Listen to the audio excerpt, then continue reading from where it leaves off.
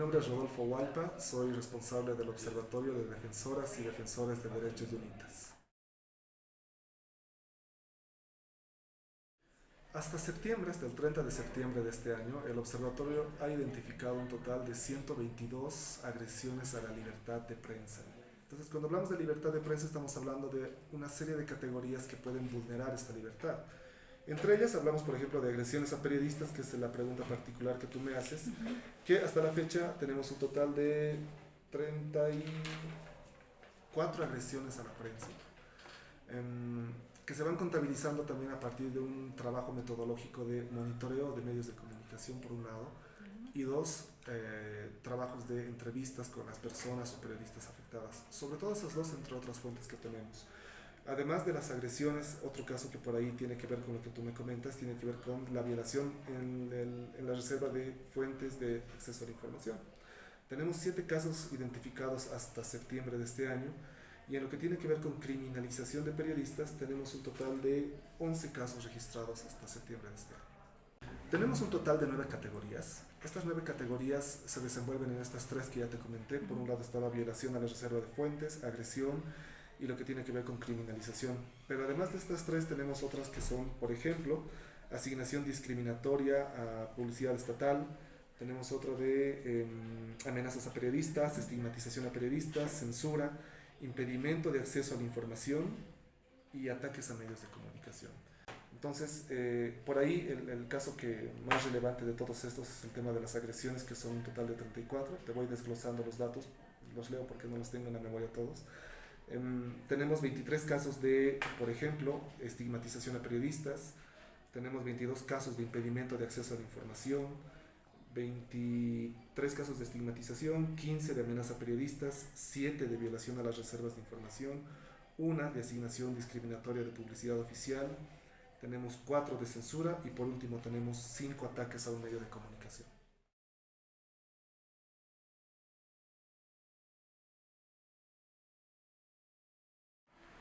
El año 2021, entre enero y diciembre, hemos logrado un total, o bueno, hemos identificado un total de 64 vulneraciones a la libertad de prensa. En lo que va de este año 2022, entre enero y septiembre, en total tenemos 122, casi se ha duplicado la cifra, lo que el 2022 particularmente, luego del retorno a la casi normalidad producto de la pandemia, es que hemos tenido nuevamente esta rutina social cotidiana en La Paz, por ejemplo, de protestas, manifestaciones, el retorno a las oficinas, el retorno a las calles ha provocado justamente de que haya mayores protestas sociales, movilizaciones que han involucrado mayor movimiento del periodismo, de prensa para la cobertura de estos hechos. Y es justamente en estos hechos donde se cometen este tipo de acciones, ¿no? Eso en lo relativo justamente a agresiones, pero en lo que tiene que ver con criminalización, por ejemplo, lo que se ha visto en este último año también son casos muchos más concretos de cómo autoridades de diferentes niveles, ya sea municipal, departamental o nacional, han empezado a seguir o en este caso a perseguir periodistas por su labor informativa, ¿no? Ahí tenemos, por ejemplo, el caso de Ignacio Titiboco, que para nosotros es un caso emblemático porque muy pocas veces se ha visto que se inicien 5 procesos penales a un periodista.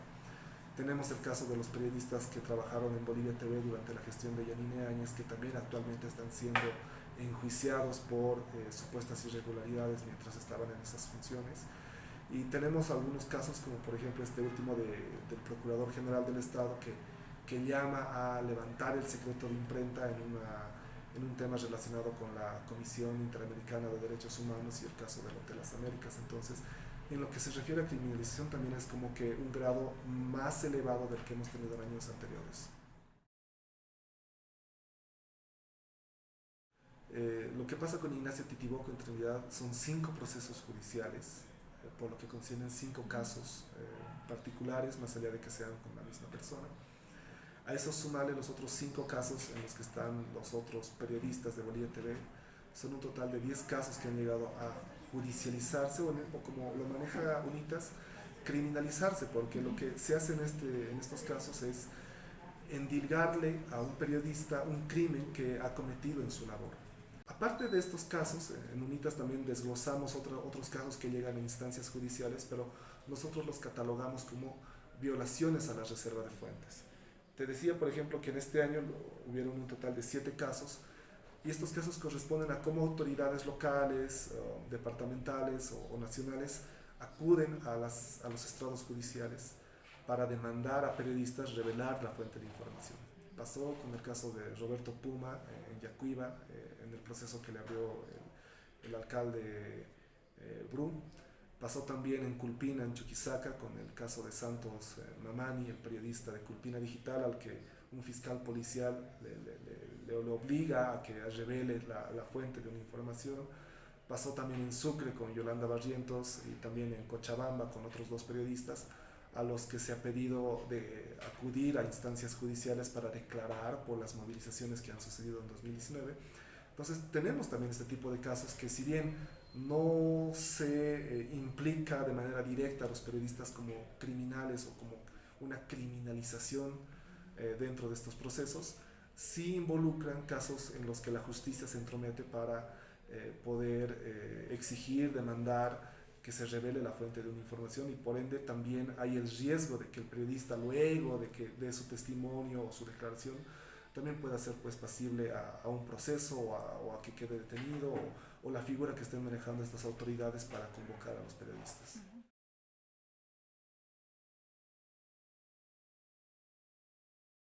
Entonces yo creo que se apela a estas técnicas o estas tácticas para justamente evitar que haya este control fiscal o control social a la labor de una autoridad, pero también tiene que ver mucho con eh, los procedimientos, y en esto creo que hay que ser también honestos e hidalgos, de que la ley de imprenta no está del todo actualizada, ya va a cumplir en próximos años más 100 años de vigencia, y bueno, no responde del todo a las particularidades con las que se maneja actualmente la sociedad. No solamente se trata de que la ley es obsoleta en alguna medida, pero también se trata en que las autoridades o las personas no conocen del todo cuál es el mecanismo de autorregulación que tienen los medios de comunicación. Entonces, creo que van por esas 2 vías. El hecho de que se vulnere la libertad de prensa, por ende la libertad de expresión, pues estás atentando a que la sociedad de tu país esté correctamente informada, a que se genere una opinión pública sólida, a que se genere los mecanismos de control adecuados desde los ciudadanos hacia el poder público. Entonces, creemos que es una forma de no solamente debilitar el ejercicio periodístico, sino también debilitar lo que es el desarrollo pleno de la democracia en nuestro país, ¿no?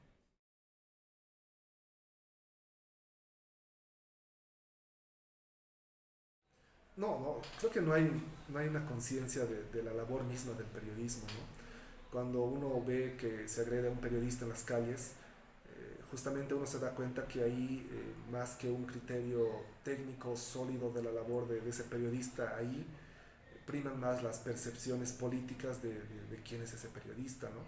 Entonces, yo considero que la población pierde mucho. No solamente se está imposibilitando al periodista de poder informar, sino se está inviabilizando el derecho que tiene la ciudadanía de recibir información.